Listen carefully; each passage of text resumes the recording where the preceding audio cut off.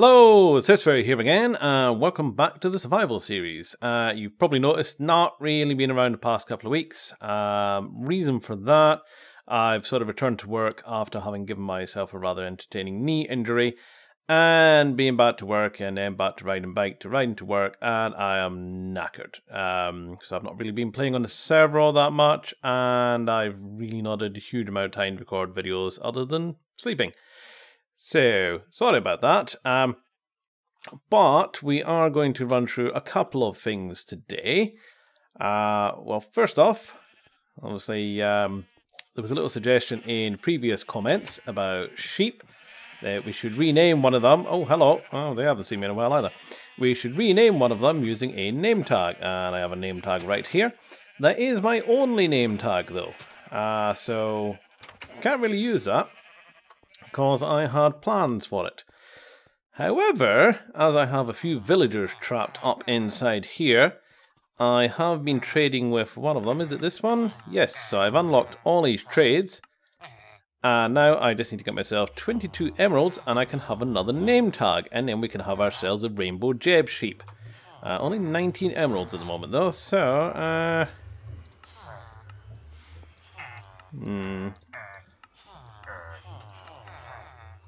Right, need another 3. What do we need? Well, that's a lot of paper.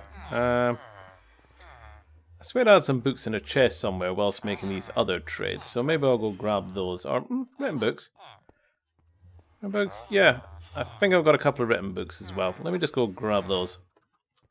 Right, now it turns out I didn't actually have any more written books, but I had a bunch of books, so I've got to turn all of these into written books. So, put that one there and there. And the most interesting books in the world. Blank, sign it with an A, that'll do. Blank, sign it with an A, that'll do. And let's just do that for the rest of these. Right, put them in there.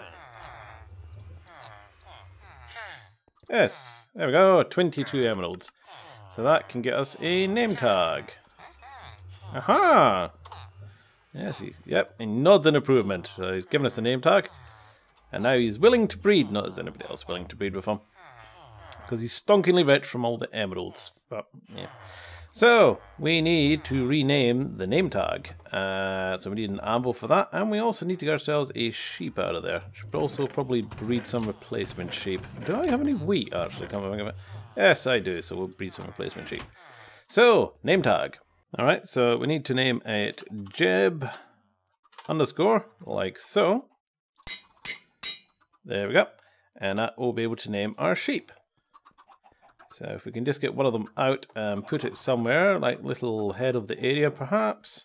Okay, so we're going to get Jeb sheep, and up here it's probably an idea. So, which pick this? This is that one, that's fine. We need one of you guys out here. Excuse me. So you, there, right. Should entertain a lot of them. In fact, breed a couple of you two. Right, follow me. Is the space big enough? No, not really. Right, up here. Come on. Over the chest. Can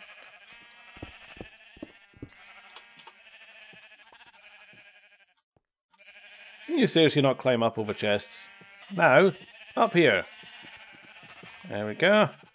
And in. Just seal you in there. Out of the back. There. Now you can be the Jeb sheep. Hey, and now we have a rainbow Jeb sheep. Leader of all the other sheep. Permanently trapped, but never mind. You made me break my chest, so I wasn't pleased about that. So let's get that chest back. And shears back in the box. I know, it's lonely. Probably should give you some grass. I'll get around to that. So, that was from the comments. I can't remember who suggested it. Apologies, I can't see the comments at this precise second. But thanks very much. I forgot about that one. But I do have a second name tag still now, because I got one from a librarian.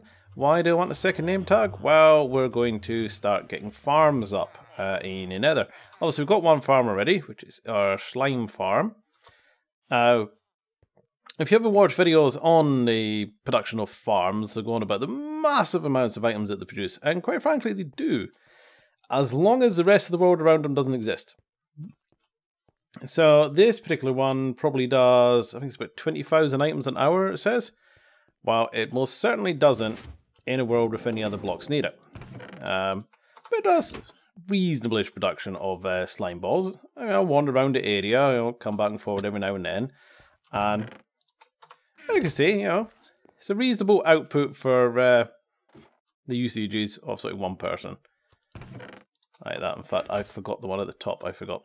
Yes, the entrance actually comes in on the second layer. Normally I come in from the top and go back out the back entrance there. There we go. So, stack and a half. Not bad for having just wandered around. So take that back, stick it in the box. I think that takes us up to about, was it 7 stacks? Something like that. Ooh, and all the farms are ready as well. We're going to automate these at some point as well, just not at the moment. And I've used a whole ton of this producing, paper to try and get that library in to give me a name tag.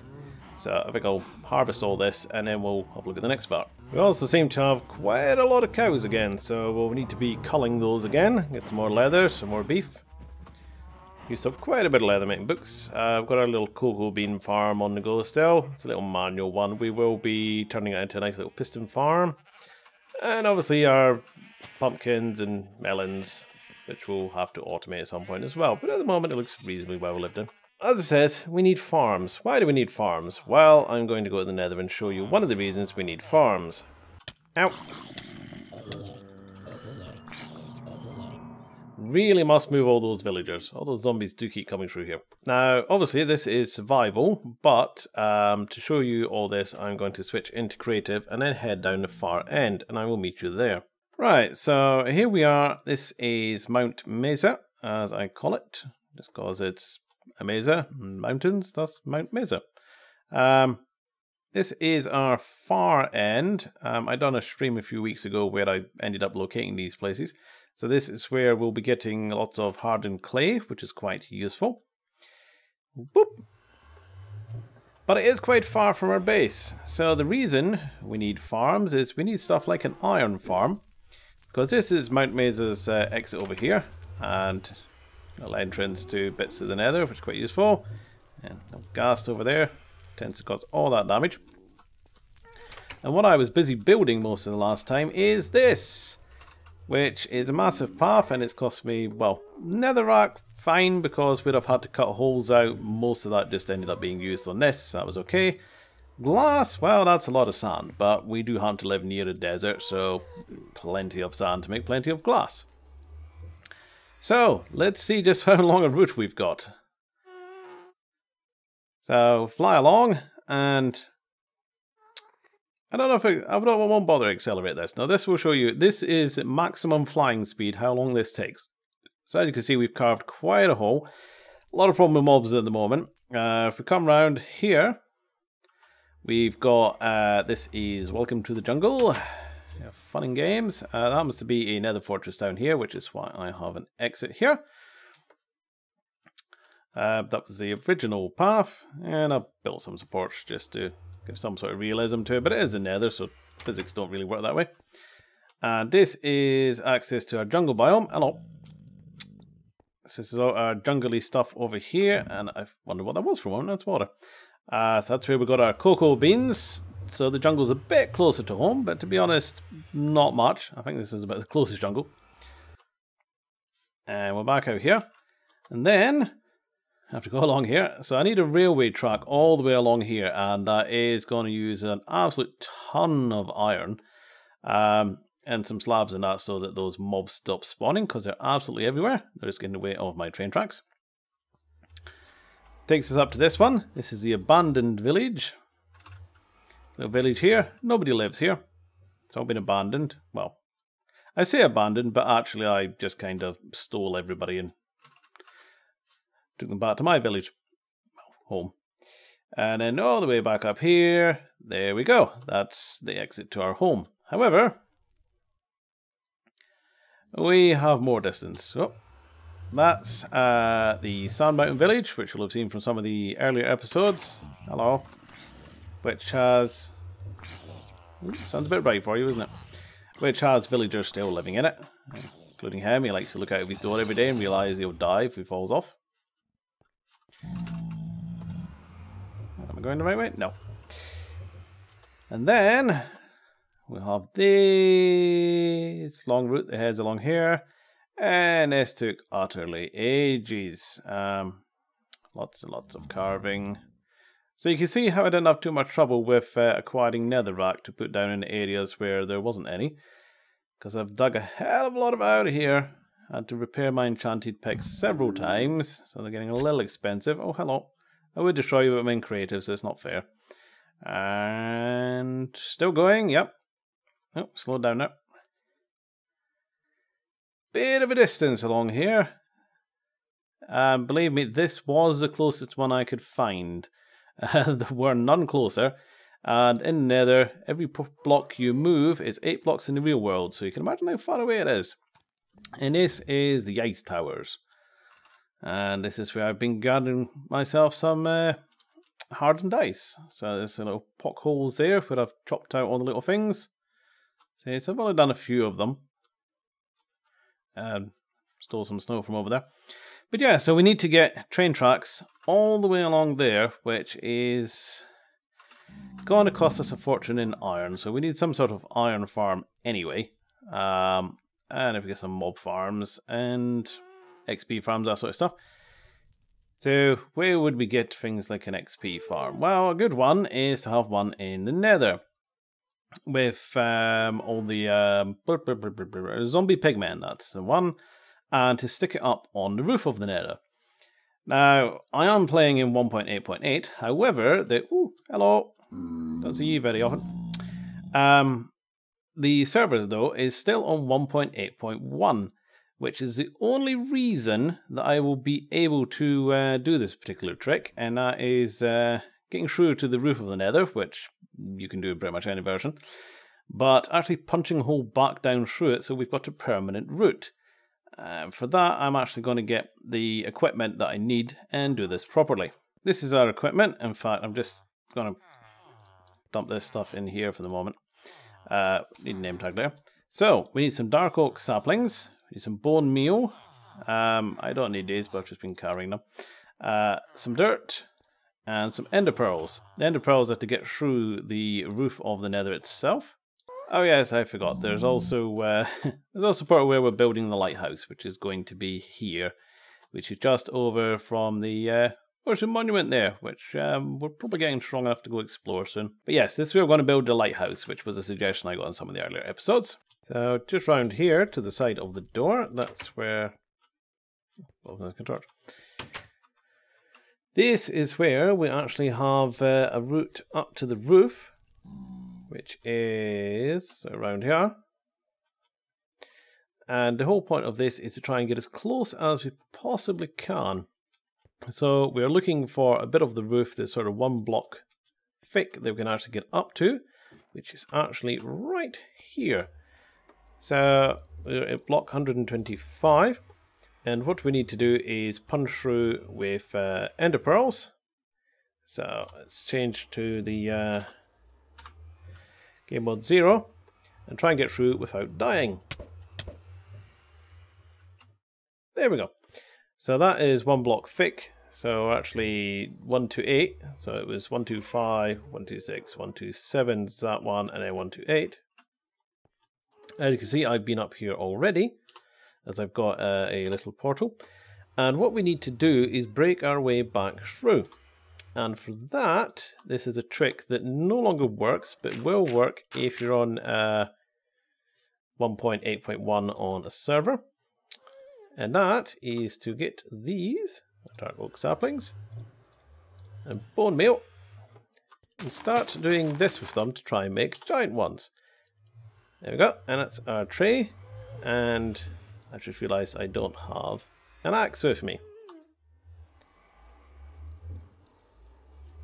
I'm going to go get an axe and be right back. Right, back with an axe. It's slightly irritating because I had to sort of destroy bits of that to actually get out. Because if it's more than, say, 1 block thick, you're not getting back through here. And that portal goes to the real world, and it doesn't hook back here, because you can't actually return to portals above the roof of the nether. So I've put these back to demonstrate what actually you need to do. So we take out this layer, like so, but we don't take out any of the others. And then we put some more in, and we repeat the process. You notice the tree is a little bit closer that time. It says it doesn't work on anything beyond 1.8.1. But as that's the server is currently on, that's what we're going to use.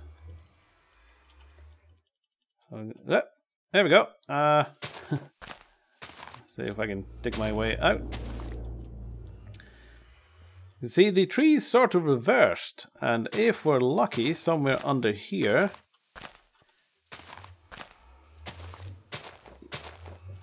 yes, there's some wood on the ground. Let's clear these out. Right, okay, so we don't have to clear all the leaves out, but this is just so we can see. So hopefully, yep, there we go. So some of the wood has actually punched through the bedrock. So if we dig through these,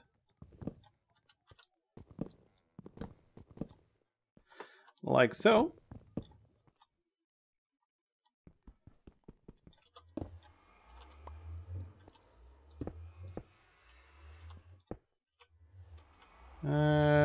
Don't know if that's a route through or not. That one doesn't look like it.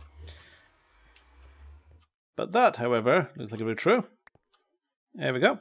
So we now have a route to get in and out. And I don't have any ladders. Put some dirt out for the moment. But what we want to do is keep repeating that and sort of move it around and everything until we punch a reasonably large hole so that we can have a nice path through here. So I'm going to continue doing that, and then I will show you the finished handiwork shortly. Right, there it is. So we've get really quick concerning here in the ghast. That is our whopping great tree. As you can see, there's a lot of wood. There's wood over here and there and there. That's because the original part was here and here, and I moved it that way so I could get the ones next to it, and I moved it that way to get the ones next to it. And that's punched us this nice, lovely hole right here.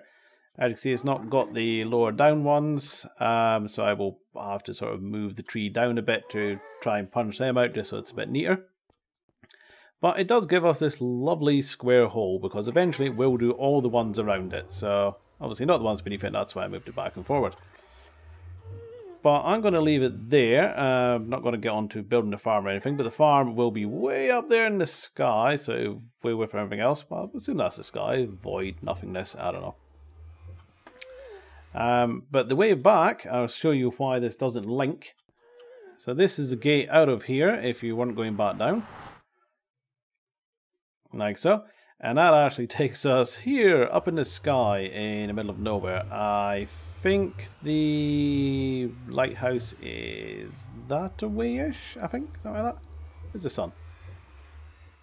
That's coming from, yes, it's over there somewhere. But if we step back through, there we go. See, we're actually linked to the lighthouse gate. And obviously stepping back through the lighthouse gate takes us to the lighthouse. Yes, so the other gate's over there somewhere.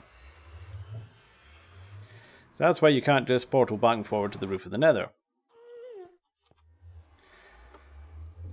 So I'm going to head back to base and get that stuff I require to make that a little bit neater. And then I will see you next episode, which, unlike today on a Saturday, shall hopefully be Friday next week. So I shall see you next time, and thanks for watching. Bye-bye. Oh, God. Oh. Oh. Oh, my... What the hell? Oh, Jesus.